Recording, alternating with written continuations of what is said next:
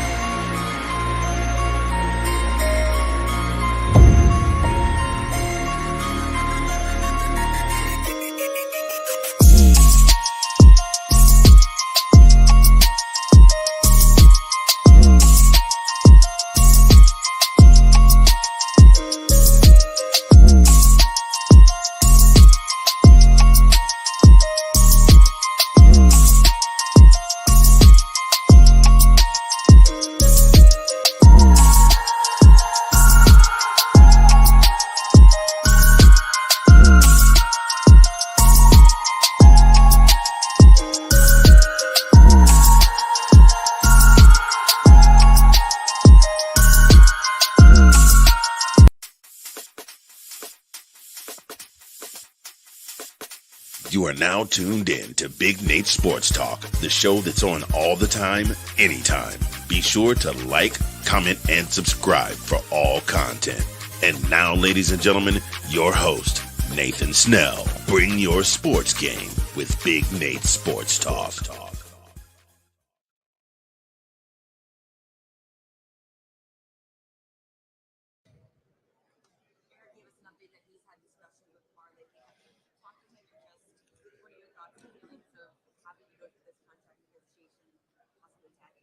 Yeah, we've been texting back and forth here and there ever since the season was over. So I feel like Lamar's doing really well.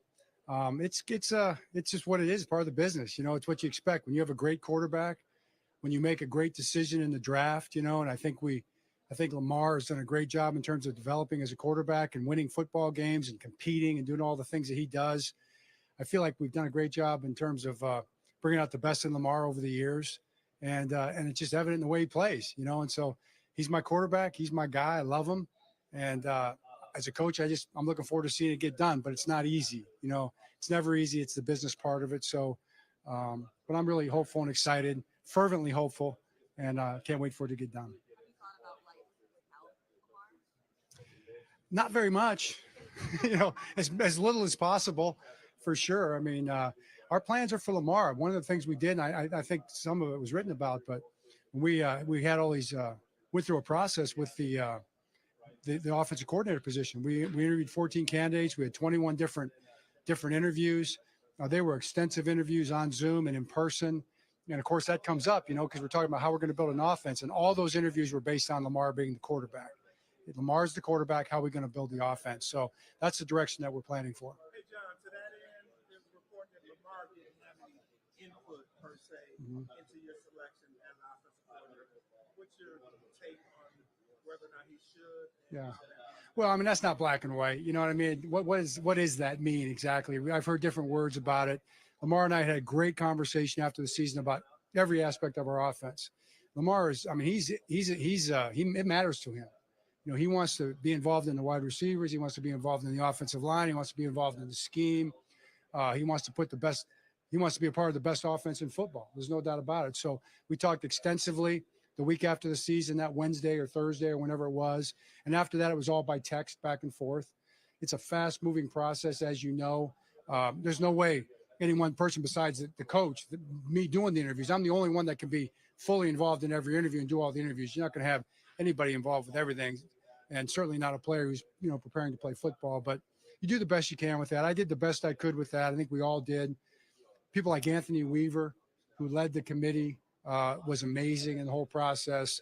And everybody involved in the organization, the candidates that were involved. I learned a lot, and I'm really confident in the outcome. I think it's been said, it's been written, wisdom is in the results.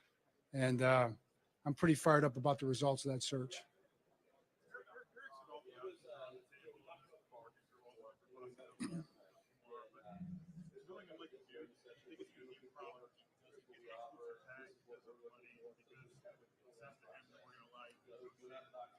Yeah, that's not something I'm going to get too involved in terms of what we do or how we do it. But I will say this about Lamar Jackson: there's no bigger, better competitor in football than Lamar Jackson. Lamar is a competitor, and he's going to want to be a part of the best offense in football, and that's what I know about him, and I'm just looking forward to getting to work.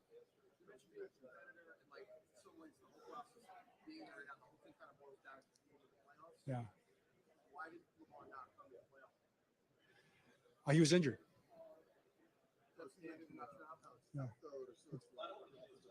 Yeah.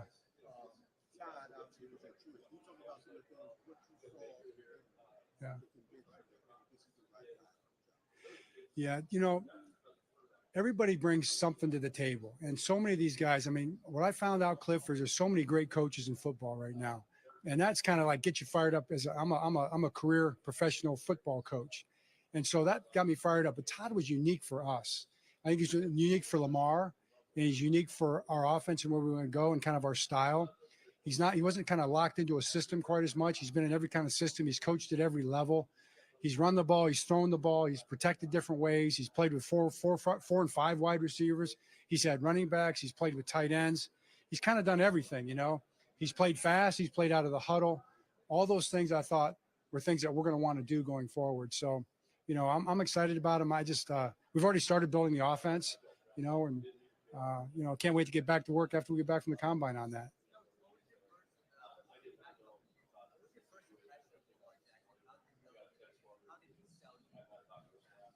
Oh, way back when? First impression of Lamar Jackson when we drafted him, humble, determined, competitor. The first thing he said was, I'm bringing a Super Bowl to Baltimore. And I'm a believer, man. I believe that's going to happen. Kind of getting back to your question. Things are tough, man. It's a tough league. It's tough to win every game. I'm just talking to the guys, my good friends in Philly, my good friends in Kansas City won the Super Bowl, right? My good friends in Philly lost the Super Bowl. My good friends in Philly, you'd think they didn't win a game this year right now. That's how they feel. That's how it kind of works. And that's how we felt. That's how we felt after our Cincinnati game, And but everybody does their best. Nobody does more than Lamar. I mean, I promise you, to your other question back there, I didn't mean to skip over it, but if he could have played just like all of our players, he would have played. There's no question in my mind about that. And he would have played as soon as he was ready to play. Hopefully it would have been the next week. I don't know. But never doubt that about Lamar Jackson. I mean, he's going to be out there. He's going to be competing. He's going to be giving everything he's got in every situation. But John, does it say something about him as a leader to not just come to the game and support the team? No, I don't think so. I think his focus was on getting himself back on the field. You talk all about that stuff, but he was thinking singularly about one thing: rehabbing, keeping the swelling out of his knee as much as he could. That's all he was thinking about. That's all he talked about.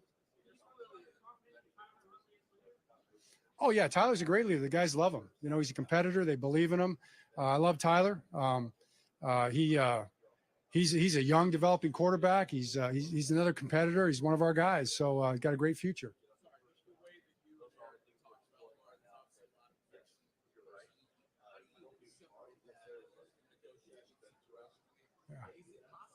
Yeah. Well, here's the thing. Fortunately, I don't have to do that because I don't have to do negotiating. So I'm on Eric's and Lamar's side to get a deal done. You know what I mean? And so the thing I do know is that both those guys are good people who want to get the deal done. And then the rest of it's just business, so I'm sure they'll figure it out. But yeah, I'm sure that's challenging for the two guys involved, but I'm out of that.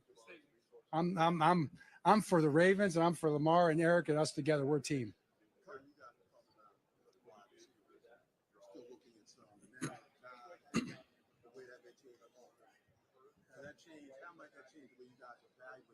Yeah. Well, that's a great question. And I think that's still to be determined in terms of how we'll evaluate wide receivers. I know Todd will have a big part of that in terms of, what he wants to do offensively. I'm excited about Rashad Bateman. I mean, let's not forget, we drafted Rashad 3 years ago. And, Rashad's had a couple nicks the last couple of years, but I'm telling you, he's supremely talented, supremely determined football player. And he's chomping at the bit to get back here and go. I've been texting him. Guys like to text. been texting him. I did talk to Isaiah Likely on the phone. We actually talked on the phone. That was a breakthrough in, player coach relationships in the 2020s. But no, he's ready to roll. Cornerbacks. Yeah, it's funny you say that. Yeah, I said I've been watching those guys on tape in between interview sessions. So I've probably seen, in my opinion, 10 cornerbacks that could go in the first 2 rounds. It's loaded, and they're all great players. They're all potential starters, first-year starters. It's a great crew. Coach, what are some of the nuances that make any offensive coordinator transition difficult or challenging? And how do you think Todd is kind of approaching that challenge? Well, the good thing about Todd with that challenge is he's been there before in a couple of different situations, so he's experienced with that. He's not a first-time coordinator. He's not a first-time new coordinator changing jobs. He's done it in the NFL. He's done it in college. He's done it both ways. So I'm not too worried about it. I think when you talk to him, you get a feel. He's pretty secure in how he looks at things, so he'll be fine.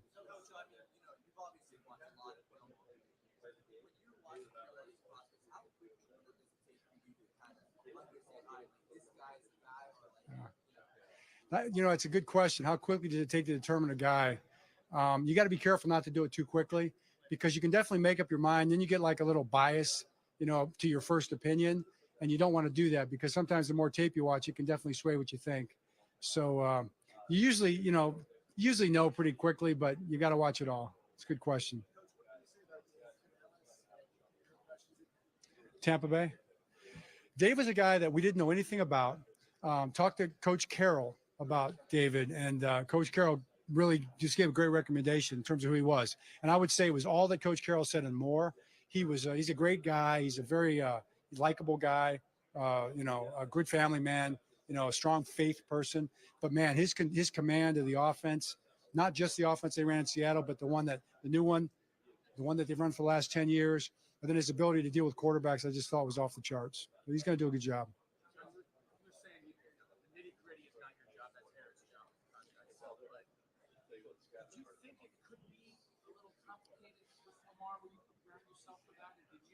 When the Deshaun Watson deal happened with the Browns, did you think, okay, maybe that affects us?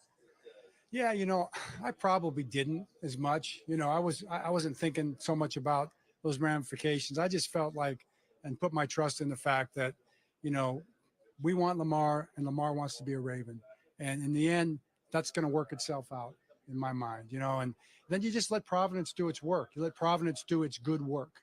And I trust in that. So whatever Providence ends up determining in the end, I'm going to be all for, and I think it's going to be what's best for everybody. But I've always been confident that we're going to have, it's going to get worked out, and I still believe that.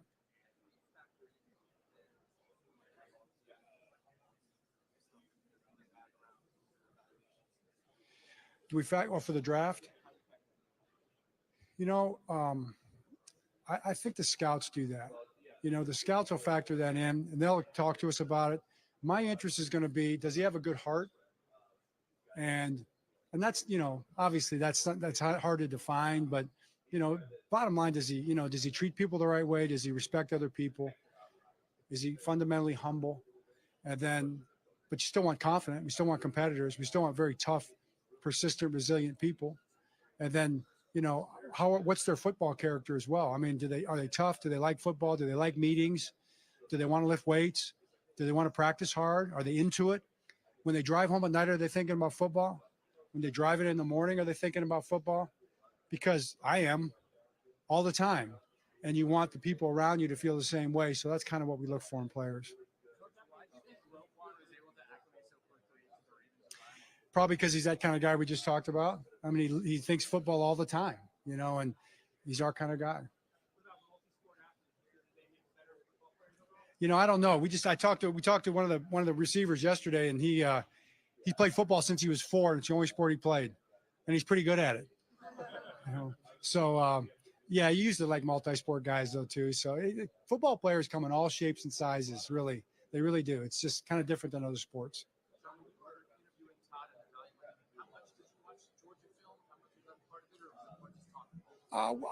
We watched a little bit of it. It was more in the context of him expressing kind of his vision for our offense going forward. So we watched some of their tape doing it. I didn't sit down and break down Georgia tape. Didn't have time. Would have been nice probably, but didn't feel like we needed to.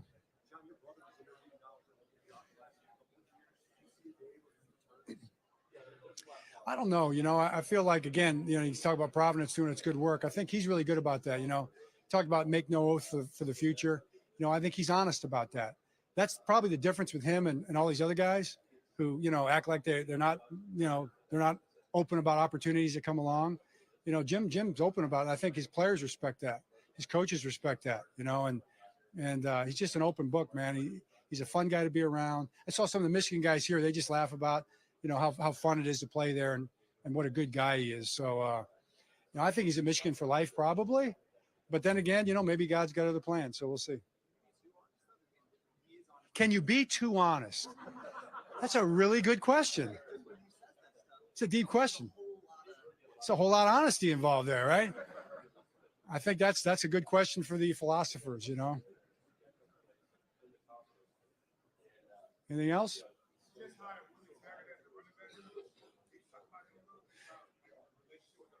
Yeah, Willie Taggart, man, one of the best coaches in football, no doubt. Groundbreaking person, groundbreaking coach, changer. He's a game-changing type of a person to me. One of the great offensive minds in the game for sure. He's going to bring so much to our offense. Our players are going to love him. I know Todd already loves him. He's a difference maker. T. Martin going to quarterback coach is another guy I'm really excited about.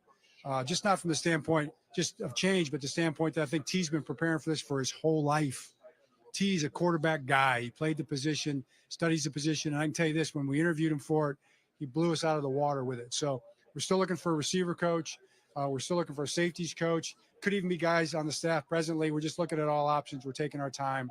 So that's where we're at with our staff right now.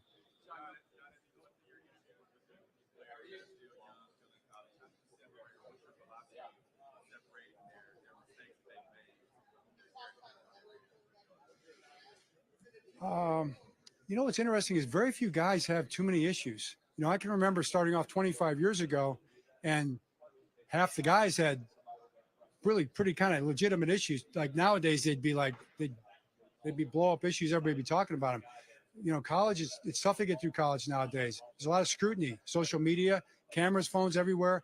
And these guys are on it, man. I mean, they are prepared more than ever before. So it really doesn't come up very often. But I think when it does come up, you just got to decide where you draw the line. Our organization draws the line at certain things that we don't cross over. That's because Steve Bisciotti makes that decision. But after that, we just try to judge who they are as people. We can do two more guys. Say that again.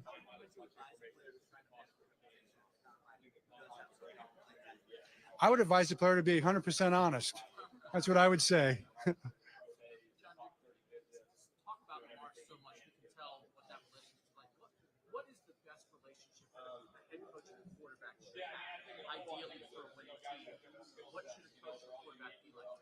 Well, I mean, that's a good question because relationships are always based on, everybody's different, right? I go back to, I think honesty is a big part of it. As long as you can be honest with one another, even when it's a tough conversation. We talk a lot with our players about confrontation, and our idea of confrontation comes from my dad. Confrontation it gets a bad rap, in terms of definition. Confronting things is a good thing. We want to confront everything, but we don't want to confront anybody. We're not about confronting one another. We're about confronting all the issues that are between us and being the best we can be. So when you got two people, a head coach and a quarterback that want to both be the best that they can be and want their team to be the best that they can be, then you're willing to confront everything related to football and being the best we can be. And that's the relationship that Lamar and I have. I mean, if Lamar's upset about something and he thinks something can be better, he tells me. And if I've got an issue with something, I ask him. But we have a conversation about those things, and I feel like that honest part of it, and just saying, hey, what are we here for? We're here for football. We're here to be the best football team we can be. We're here to be the best football team in the NFL and prove it. That's what we're trying to do every single day. So doing that, we can confront everything related to that. And to me, that's what the relationship should be about. The quarterback, but also with all your players. All right, thanks, Coach. All right. Thanks. All right. Appreciate you guys. Guarantee.